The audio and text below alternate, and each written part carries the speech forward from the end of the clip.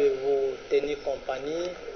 C'est toujours dans le cadre de l'émission ce qui se passe au Congo. J'ai souvent eu l'habitude de vous dire que ce qui se passe au Congo est une mission d'analyse sur les sujets d'actualité politique de notre pays. Et nous voulons des informations, des analyses très fiables afin d'édifier et d'enseigner la population congolaise en général et celle de la ville-province de Kinshasa en particulier. Merci à vous tous qui nous suivez de partout dans le monde. Je sais que vous nous suivez sur YouTube, mais nous émettons depuis Kinshasa, la capitale de la République démocratique du Congo. Je profite de même occasion pour saluer toute l'équipe technique qui nous accompagne. Il s'agit de Justin Bendel à la réalisation, Patrick Eboli à la prise de vue, Jonas Munganga à la régie d'antenne et la coordination de Sami Ntsumbu. Mais aussi à la présentation, c'est bien moi, je m'appelle Papi Mbamba, ce qui se passe au Congo. Une fois de plus, merci pour votre attention. Mais quelle est la surprise de ce soir? Oui, c'est vrai, nous avons reçu nos invités. Qu'est-ce que nous allons parler? Ce soir, nous allons parler de, comme on dit, ce qui se passe au Congo, ce qui se passe précisément à Kinshasa, ce qui s'est passé il y a 1 ou 2 jours au marché central de Kinshasa, vous le connaissez mieux. On parlera aussi de ce qui se passe à l'Assemblée nationale du Congo. Puis nous allons voir avec les invités des petits sujets qui concernent leur spécialité. Mais qui sont les invités ce soir? Je vois le plateau est déjà bien équipé. Il s'agit de M. Marc Ntsumbu. M. Marc à qui je dis bonsoir. Bonsoir, papi. Il est important de signaler que M. Marc Ntsumbu est le coordonnateur national de PICODEC. Est-ce que tu peux expliquer PICODEC et la qui signe coordonnateur national et à PICODEC? PICODEC, nous sommes un mouvement citoyen, un mouvement citoyen sur le plan international. Moi, je suis le coordonnateur national du Congo. PICODEC, cela veut dire pionnier conservateur de la démocratie au Congo. Donc, ils appellent un pionnier conservateur de la démocratie au Sénégal. Ils appellent un pionnier conservateur de la démocratie à Brazzaville. Et nous, nous sommes ici au Congo, à Congo, coordonnateur national de la FDC. Pourquoi seulement PICODEC? Vous avez copié beaucoup. Combo, on a pionnier Sénégal partout, ou bien vous avez créé, vous avez conçu, vous avez pensé ça? Il y a un trouvé que l'inspirateur Azali, où il a inspiré le Koyo, il a dit qu'il faut tous les pionniers. Pionniers, ça va sous forme de colonne.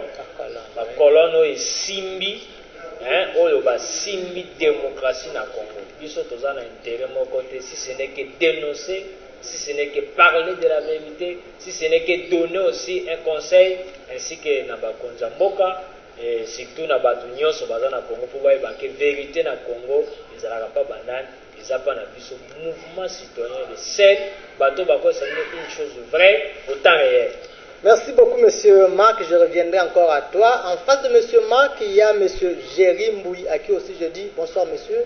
Bonsoir, monsieur le journaliste. Comment vous vous portez? Oui, je me porte bien, merci. Et vous? Bon, si on est là, c'est important de dire que vous êtes conseiller juridique. C'est ça, je crois. Effectivement. Depuis PICODEC, c'est ça. Oui. Qu'est-ce que vous avez un petit commentaire sur PICODEC, vous alors en tant que conseiller juridique? Bon, normalement, c'est une structure dont nous avons le devoir, comme le cordon vient de souligner là-dessus, que notre devoir est de dénoncer quand il y a du mal. Oui, parce très que bien. Nous, quand il y a le mal. Oui, quand il y a le mal. En plus, rien n'empêche, s'il y a de bonnes choses, pour peut-être les dévoiler aux gens, pour que les gens sachent que encourager aussi. Oui, s'il y a une bonne gouvernance et consorts, etc. C'est ce qui est notre mission. Merci beaucoup. Je vous ai dit que nous allons commencer à analyser ce qui s'est passé au marché central. Je commence avec vous, monsieur le coordonnateur, Marc. Nous avons vu dernièrement, là, il y a eu le bruit, pas seulement les coups de balle, mais Batouba Koufipé. J'annonce d'abord aux téléspectateurs que l'émission est bilingue. accepter moi boyoki moi lingala boyoki moi français parce que mission selon cahier de charge nango eza bilingue, ne vous étonnez pas. Boyoki que makele salami na zandu batu musu ba kofi surtout ko kufa bino en tant que mouvement wana ya bino boyoka ki ndenge ni comment vous avez reçu ce message? Vraiment papi eloko mona ko biso keza pasi parce que événement ne salama ngana conseil juridique na biso to sala ki na zandu parce que biso si que événement ça dit moi bo risquaki na oui biso to ninga te ba betela biso li solo. Ce qui nous a empêché, il y a toute une équipe au Bakenda. Biso lingate ba beteli biso li solo. Yango biso to pesa ka ba information, te donner ça des choses qui sont vraies et na ba preuve. To zalaki wana, to moni l'événement. Bon, koloba nga en particulier sika to zalaki na monaki muta kufito. Mais na monaki ba blessé. Na na ko yo connait na réseaux sociaux ba kufi. J'ai appris ça vraiment, mes condoléances dans ma famille éprouvées. Mais quand on biso tozalaki, ezaki plus koto avant bima koto hôtel du gouvernement, de tozalaki na 300 wana, eza passe. Parce que tozolo beloko yo. Kinshasa eza yumbité. Azo répéta kango na gouverneur Gentini. Quand le Kinshasa eza yumbité. Kinshasa eza yumbité. Ba cité musute ba ville musute nga yumbité. Nazo koma wana papi. Omoni gouverneur oyo azo maîtriser Kinshasa te. Nazoni moi un feedback parce que biso to ba vérité to ba kinois. Un kinois alingaka un chef kinois. Un kinois alingaka mokonzo yo akomponaka kinois.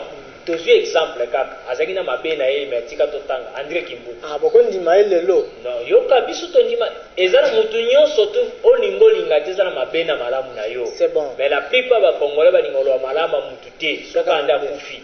Mais biso to ba des fois malamu. Ya to bi André Kimbuta. Na exemple série ya Kanyama, général Kanyama. Apekisaka bata moto batambolo au-delà de 18 heures. Bata moto bakomaki vraiment donc na kata de madame. Mais moko bata moto bayokanaki bayoki André Kimbuta bimaka ibana mboko. Tangwa ye bango nyonso na aéroport babimeli André bapekisi biso mboka ne kufia nini o balobi ke au-delà 18 heures to salate.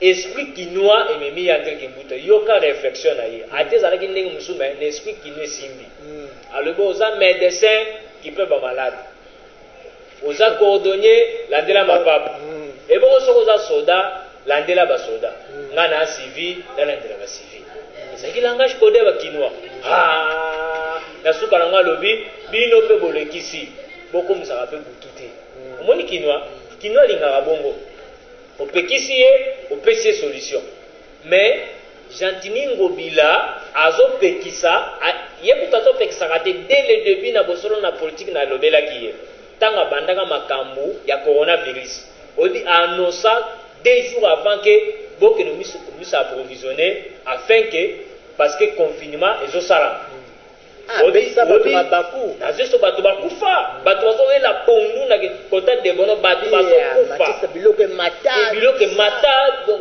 ozomona ba décision na ye eza un esprit kinois te azoto ba décision lala lamuki a décider ko ici non akokaki jamais na ngongo oyo a décider ata de confirmer salami na Gombe Zando ekozonga te non. Mais d'abord de confinement yango Gombe c'est pour combien de temps? Il avait annoncé combien de temps? Ce n'est pas lui.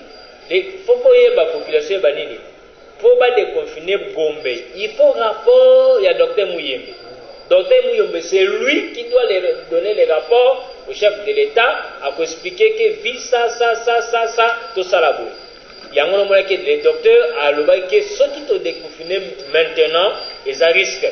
Ajoutez-moi encore 2 semaines. Et le chef de l'État avec l'Assemblée va pouvoir tenir nos chambres. Et puis ça soyez bien. Mais est-ce que lui les gentils a profité pour nous faire nini que au ata Zandu ata ba déconfiner Gombe Zandu et Rosonga te. Non papa. Et puis là ba na Zandu no chabango. Vous allez siko chabango. Vous allez siko chabango. C'est une chose grave. Olia sukata wana son supérieur, le ministre intérieur, Gilbert Kakon. Ok. Nazongi, dit comment marcher, et ça décision moko brusque. Gentillesse, on a décision yo, na éviter pouvoir les agamakila toni parce que tout ça la banalise. Nous, mouvement citoyen picolé, tout ça la banalise que chaque fois Jantiné a une décision dans Kinshasa, batu bakupaka, batu batokaka, batu basalaka ba marche. Non, non, pas comme ça. Vraiment, tout ça même na FCC pour retirer notre confiance dans moto. Ce n'est pas normal. Oui, il y a un mouvement tout ça avant de réagir, la confiance n'est pas gentil parce qu'il n'est pas digne encore. Merci beaucoup, merci beaucoup. Je viens à toi, monsieur le conseiller juridique. Nalandi maloba ya cordon à lobby, Jantini ayebake Kinshasa eza yumbité. Yo zo loba nini na phrase wana Kinshasa, pourquoi comparer à Kinshasa na yumbi pendant que au Congo ba cité des belé ba ville des merci. La problématique c'est quoi, monsieur le journaliste? Oui. Oui, bien que Kinshasa tant au cordon sur le bandé on a fait ba que non Kinshasa ça na lumé. Kinshasa siège il y a institution la mission na mboka. Kinshasa est la capitale munene we bomi makambo ebele. Batupe ya ndenge na ndenge. Donc avant qu'on soit décision moro quelconque parce que tolingi tetana mambo sala makina yumbi bat bakufa soulèvement les kaki et les retours sont lingaté pour que bat interpréter lelo lobby baloba que non soit et lobanela ta muto ya FCC que ba bombaki moi face B na ba maman we pona kondimisa parce que ba jara ba biloko ba maman na bazana ba bana batangisa ka bana bazana ba responsabilité au bazana ba biloko na bangwane bungi yebisanga na vie actuelle au peuple congolais azo vivre nango au peuple kinois azo vivre nango alelelo parce que grand marché wana tozomona wana esangisi bat bazouta par-ci par-là bat bazouta tiba malu bazoya toujours koya kolukata moi quelque chose pour que affaire nourrir atanda kunaye atangisa tabana mais décision wana yango place biso tozotelemela. La faisabilité, c'est ce qui est condamnable. Non,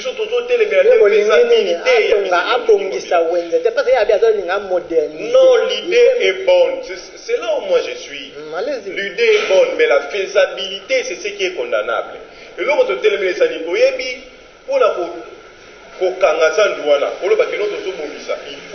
faut prévoir na batu oyo bate kakawana soki na kangi pendant tout ce temps là batu wana bakuvivre ndenge nini batu aviser bango. Oui, c'est ça na yango tolobi boye le monsieur le gouverneur Jantini Ngobila na vision na yo ya pesi pona kokanga grand marché et puis kobongisa à prévoir nini pona ba mama wana parce que ba mama wana eza na mais bisika ngo eza wapi en attendant nombre ya batu bazaka na zandu wana ba magasin pe conseil José vous en a parole continue. Mais yango tozoloba soko kotali oketela ba marché gambelo okoteke no ba marché totikala nango presque nyonso eza déjà plein. C'est à lui maintenant il fallait présenter le peuple kinois un projet quelconque où babandé déjà pour construire le marché moro quelque part pour permettre na batu oyo bate kakawana non bino bokote kana no wate parce que marché sikato créer bino yango banda kote kawa mais tout le monde y a monté par notre gouverneur de la ville de Kinshasa. C'est par là que biso te pona pour dénoncer la faisabilité. Oh, il y a ma B, il y a gouverneur, il faut réfléchir bien à la décision de la ville de Kinshasa. Merci beaucoup. Les décisions sont bonnes, mais juste vous dénoncez la faisabilité est mal. Oui. Je crois que les téléspectateurs vont suivre, et même le gouverneur, il peut aussi s'amender. Je reviens à vous, le coordonnateur. Gouverneur Jantini Ngobila, vice-premier ministre de la Sécurité, intérieur plutôt. Bazoyo kanate nani aza na tort nani aza na raison omoni soki mutu aza motema mabe to soki mutu esika avandi azoyeba baattribution na ye te, c'est ça le problème.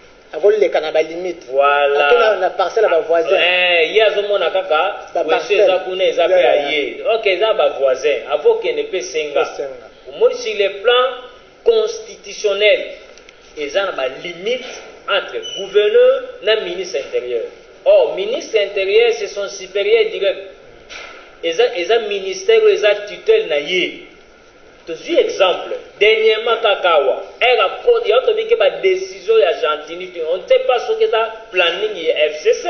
La décision n'est pas conséquence. Les lots qui n'a commis en Galiema.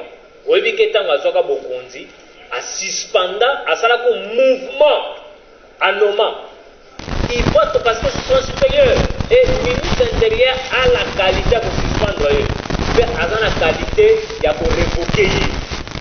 Comme il est là, parce que le ministre intérieur, il est dans le gouverner Nyon sur RDC. Il y a un gouverneur à Villa Kinshasa. Mais il y a un ministre national. Non, un peu de respect.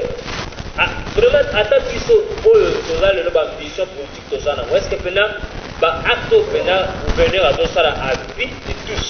Laissons nous faire sa mission de Dossara.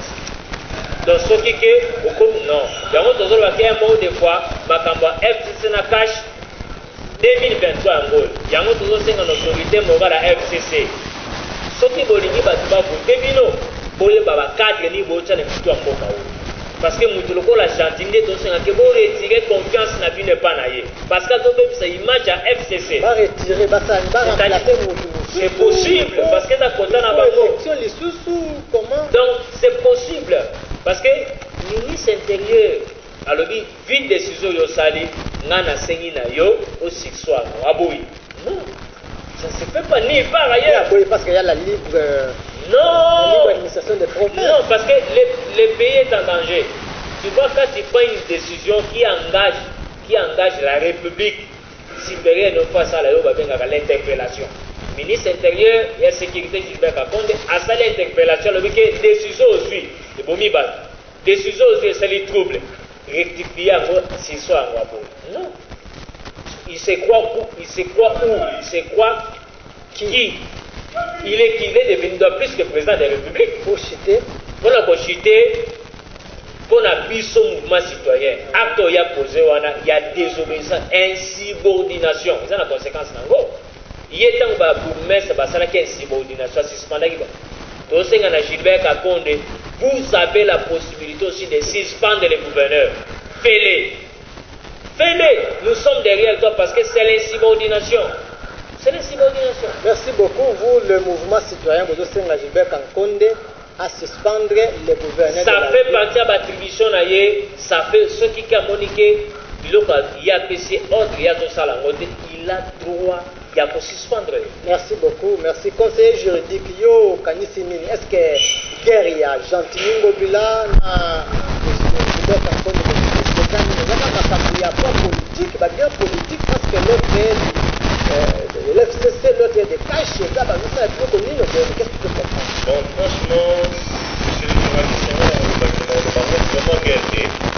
Mais, parce que de la part de la ministre intérieure, je ne pense pas qu'il était mal intentionné pour interpeller le gouverneur de la ville. Elle a dit juste atténuer cette circonstance pour que ceux qui actionner dans la vie continuelle, peut-être que nous devons compter le nombre de morts. Vous comprenez, monsieur le journaliste? C'est par là qu'il est interpellé le gouverneur de la ville de Kinshasa. Ce qui total bien, c'est que c'est le gouverneur de la ville qui était mal intentionné par rapport à cette interpellation. Pour soit de comprendre, c'est que le gouverneur de la ville de Kinshasa soit avant d'avoir un problème pour la contre. Oui, c'est ça. Parce que tu as vu, nous avons déjà un président beaucoup plus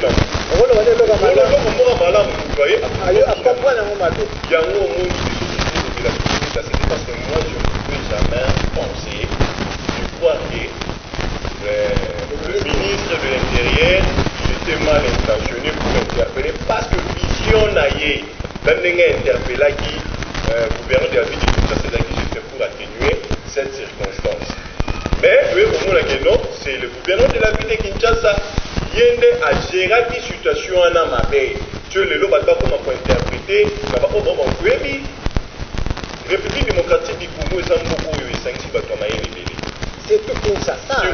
Comme vous l'avez dit au départ. Il ne faut jamais couper ça, l'intention dans le pays voisin, à chaque temps des politiciens congolais, pour quand même pas respecter les compétences et les attributions, il y a chaque gouvernement. Parce qu'à chaque fois, tout ce monde, l'empiètement, il y a attribution, et tout ça à chaque moment et à chaque temps. Donc, dans le mouvement citoyen, toujours c'est dans les locaux. Toujours vu ça, monsieur le ministre de l'Intérieur, son excellence, à ça la bateau en aïe. Ce qui bateau va surtout ça aider avant d'avoir compétence pour sanctionner. Merci beaucoup. Bien, nous sommes aussi ngakaka ba sanctionner. Il faut pas que ça moi na mboka papi. Un jour, on essaie. Bano ça la ba désordre. Na le cas na mosolo na politique. Décision ya ministre Sylvain Kakonde Zarani. On a union surtout ko la de lamba Pentagon parce que bato amona ke to ko de la na pes exemple. Bato union so ba la de lamba Pentagon ko ba kanga bango. Toleka na mosona toleka na ba chaîne toloba. Monsieur le ministre, vous n'avez pas droit ya kopekisa bato bala de lamba. Pourquoi citer les cas pour kanga ba bata kimbangiste poto kangani. Il s'est revenu à lui-même. Ah vraiment oui ayoka atika ya.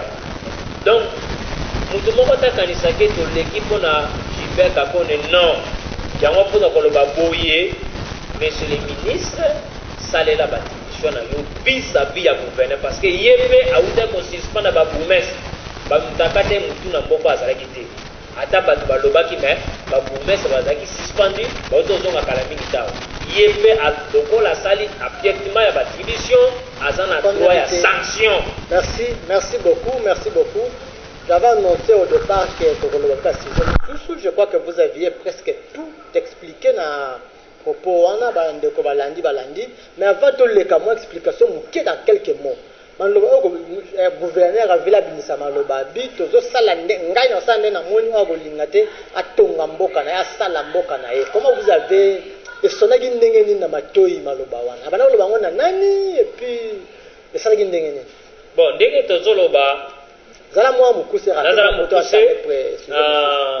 na landaki maloba na te wana za France dit je ne sais pas ce que ça Facebook que ça pour la landaki ya OK yango tozo loba ke public la dit yango tozo loba ke conseil général to lobelo comme quoi intention ya gentillesse ani pour na Kinshasa yango tozoloba Kinshasa eza yumbi te Kinshasa eza yumbi te eza mpe mboka mutu te Kinshasa yamba bato nyonso ya baprovince nyonso bazalaka na kinyo donc toza na besoin chef de l'état monsieur Félix Antoine Tshisekedi Tshilombo bolukela biso un gouverneur quinois oyo aza na esprit quinois oyo ayebi kokopere na peuple.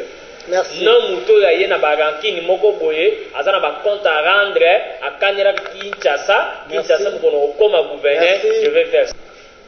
Pour comment expliquer autorité morale na bino qui est le président de la République a sali choawana a proposé en haut bino surtout bondimi en haut ba memi candidature commun yo telemo le vite pour me on me manoti na justice non. C'est déjà la haute trahison. Insoumission PT. Insoumission. Donc, et ça déjà que Kabouni déjà a une intention à Kaboula IDPS. Il y a un moment où il combattre, il y a côté les mélaillés, n'a pas si combattre raison. Donc, acte il y a ça. Comment expliquer aligner Mouta et elle voilà Moutou au long au bout de Moutou Kabakacho Mako. Au but de Moutou pas comme Moutou Kamote Tikarabon. Non, vous avez l'intention ma belle. Pendant que les chauffeurs baza pour bakumba. Non. Qui te côté la vie du terre. Donc c'est qu'il y a vendé qui tu as une intention. C'est une ambition. Et vous faites ça problème de la IDPS. Et vous faites ça problème à la longue. Tu as vu que IDPS c'est à partir mon néné par le bakabolango l'autre tire na IDPS parti qui est au pouvoir. Moi je comprends parce que bandimaka te. Voilà c'est sincèrement bandimaka te qu'un jour va cause au pouvoir. Et bazana na makila chocho. Attention tali ba continuer sur IDPS ba chocho. Dernièrement na tokenego ya to ya mama qui na pas ministre de la recherche scientifique, il y a IDPS chocho. Moi je le comprends. Bazana chemin au fur et à mesure ba relate éthique, il y a un tas qu'un homme d'état mais et ko poser problème ité Kabundi nde azolinga kabola IDPS yango na ba combattant ba telemelaka bien avant.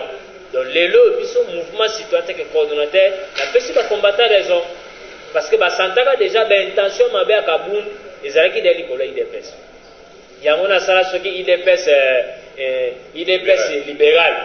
Kabunda ça déjà IDPS libéral, ils sont sur la 14e mairie. Ozoma déjà Mutabongo, faut déjà autorité morale na bango a retirer confiance et pas naie. Déjà, ça dit déjà mal intentionné. Yango moni par d'autres ba combattant ba ndeko bake bambonga ba ndeko zwa ezoki kana parti na ye tout ça c'est pas ça la raison. Donc Kabunda vanda tikana. Ya sali simbité ba suspendre na o ba suspendre ye ba longoli ye batika o wana vanda ata chema kelele mutana o vanda ndaba koni. Asante. Merci beaucoup Kabunda tika makele Kabunda va tika ndeko musu soit remplacé à sala musala parce que c'est comme ça toute personne est remplaçable. Aza éternellement président de la République va remplacer ministre premier va remplacer donc kaye aza point présent assemblée nationale. Merci beaucoup de conseiller juridique pour par rapport à profil il y a de Patricia Nteya avocate consort qu'est-ce qu'on peut attendre l'expertise ya musala na pendant ce temps au long. On a dit que tout le monde n'a noté, mais qu'est-ce qu'on peut attendre, qu'est-ce qu'on peut comprendre, qu'est-ce qu'on peut prophétiser, qu'est-ce qu'on peut prédire par rapport à ça va faire ces chances que ça à l'Assemblée nationale. Bon, par là on a l'obaka que tellement que a outil na choix oyo et outil premièrement l'autorité morale ya IDPS. Na zone limateke autorité morale à IDPS a koki ko salela base naïe pour tout bien UDPS sur Amabé. Donc moi je trouve que c'est que les alaki na volonté pe na bakor ya batunyo soko basimbi IDPS oui a mérité et à non parce que là c'est la méritocratie. C'est-à-dire mutunyo so tout est ba fait ça chanson parce que IDPS ils en a ba tebele ya mitu ya ba maele belé.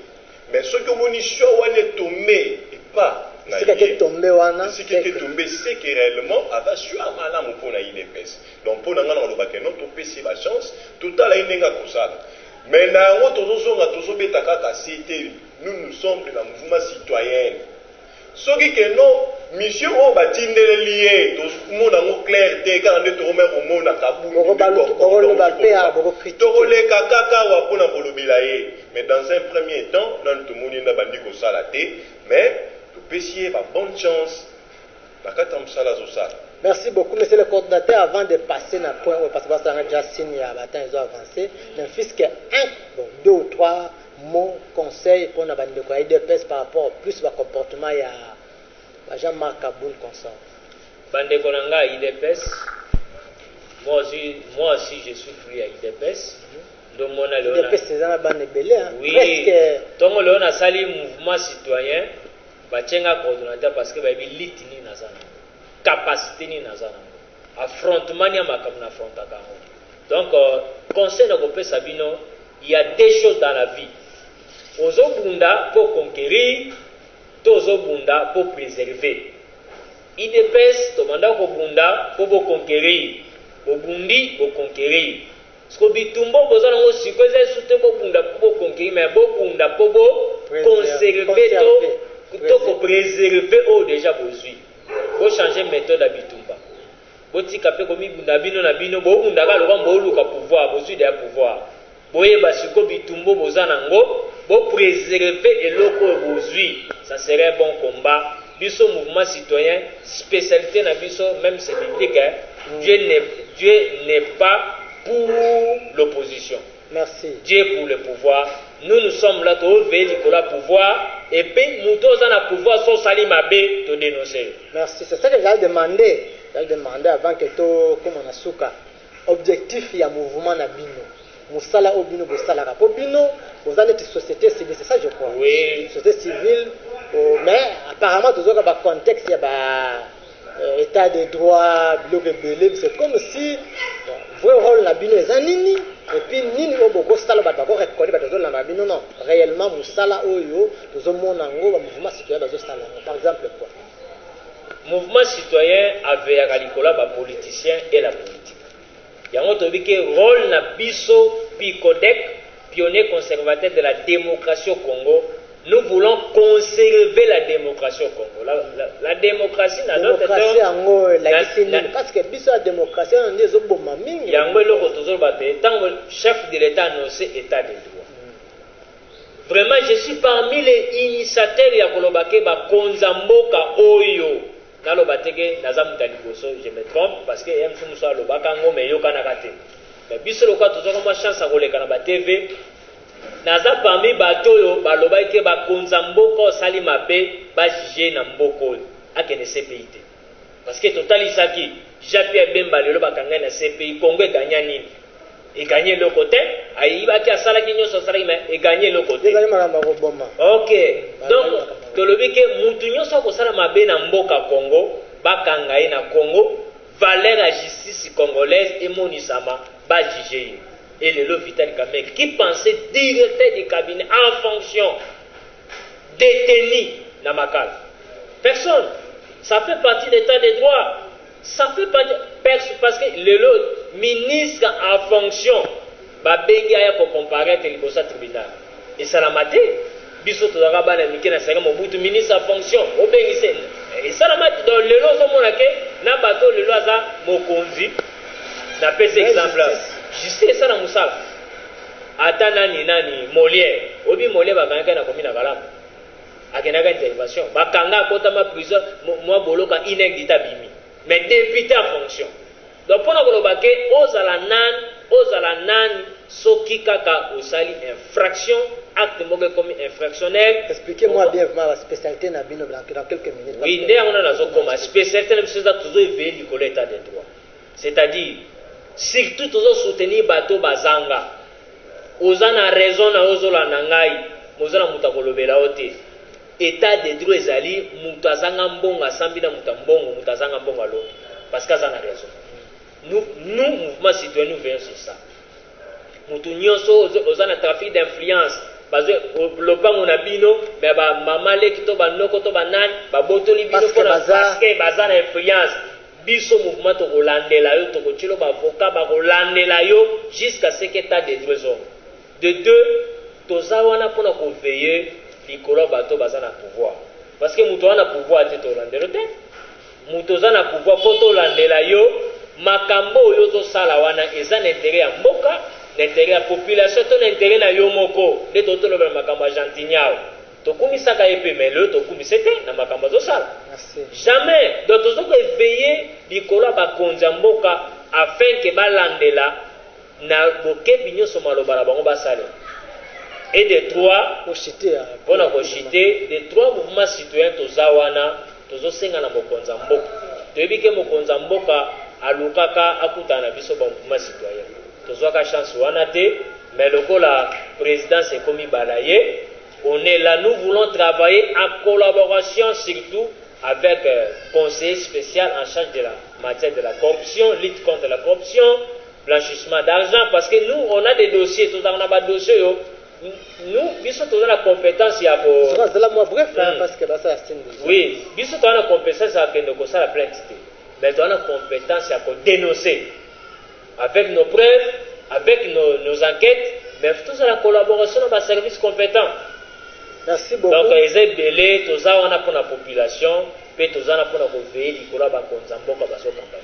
Merci beaucoup. Vous avez pour la population, mais rapidement il faudra que vous ayez clôturé l'émission. Papier aux anangos na maboko waneza ya nini? Oui, dès que nous koloba, ndeko papier aux anangos na maboko, les dossiers à bras Congo. Papa Oyo asala na bras Congo 30 ans. Ayoko koma kaka etikali un mois pour ça. Journalier au débanga kokuna bazwa ba journalier azana matricule na ye depuis Zaïre. Chauffeur azwa kutu ba brevet de mérite ba yebi makamna zo lobo mais ba licencié abusivement. Moi c'est des autres dossiers parce qu'on a des avocats, on a aussi quelques contacts na biso tozi dossier comme maram. Mais le problème, il ne faut pas pour ta moto des comptes finaux, c'est tout un problème. Audience, c'est dans le tribunal, bazobo a continué d'avocat. Tribunal, il y a musala nango, tribunal de travail, il y a musala nango. En plus, moto, il y a droit na ye, état de droit. À 5 Mbappé, ça y est 36 bulletins, les 36 derniers bulletins des pays na ye. Bazobo a coupé ça. Ce n'est pas normal. Pourquoi qu'il y a une INSS? Parce que depuis 2017, INSS a senga 36 derniers bulletins na eti lelo bralema bra Congo apesa ngote pona nini toyo ko mener banquette conseiller juridique à bralema mais c'est Yves azane na sima dossier. Et une chose grave, conseiller juridique aza même venu na papa Landu oya kweli problème bayebani tala mutema mabe kaka moninga ne congolais boza ne pas venu moko quartier moko mais avant de li dossier oyo tokeneki na INSS dossier bakundango depuis 2017 toko retrouver encore 2 jours passés directeur actuel ya CNS Ouazana 7e mairie, bravo, na Moussala Sali a instruit le service à Boluka dossier. Comment expliquer depuis 2017 qu'il est le mouton à zone bon on a été. Ba fouiller dossier, ba bengi sur dossier mon année. Mais aux 36 derniers militaires, il y a pays naïe, faut bras Congo, après ça y est, à commune Mukanda, bras Congo Zobo. Merci beaucoup, merci vraiment, beaucoup. Vraiment, Senga na autorité. Merci. Vraiment, Hollande la bras Congo Zo licencié abusivement par travailler naïe. Merci beaucoup à monsieur Marc Nabito Yambaki, monsieur Marc, coordinateur national à Picodec, à Zalaki, accompagné na conseiller juridique naïe. Merci à vous tous qui nous avez suivis partout dans le monde. Donc, suivez-nous régulièrement. Il y a un petit numéro qui est là. Écrivez-nous et appelez-nous pour assister à la prochaine émission. Mais avant de finir, vous avez un numéro là à communiquer. Oui, nous sommes internationaux. Il veut communiquer son numéro rapidement. Au niveau de son WhatsApp, rapidement. Dans WhatsApp, ils ont plus 243 81 827 67 30. Bandela, c'est plus 243 81 827 67 30. Les numéros là sur WhatsApp. Au niveau de son Facebook, Marc Mouvement, na YouTube, Mouvement Citoyen Cordon Marc. Vous avez vu en ligne en tout moment. Nous sommes là. Si tu as besoin de aider dans la conseil d'orientation, on est disponible. Merci, au revoir, à la prochaine. Merci à vous.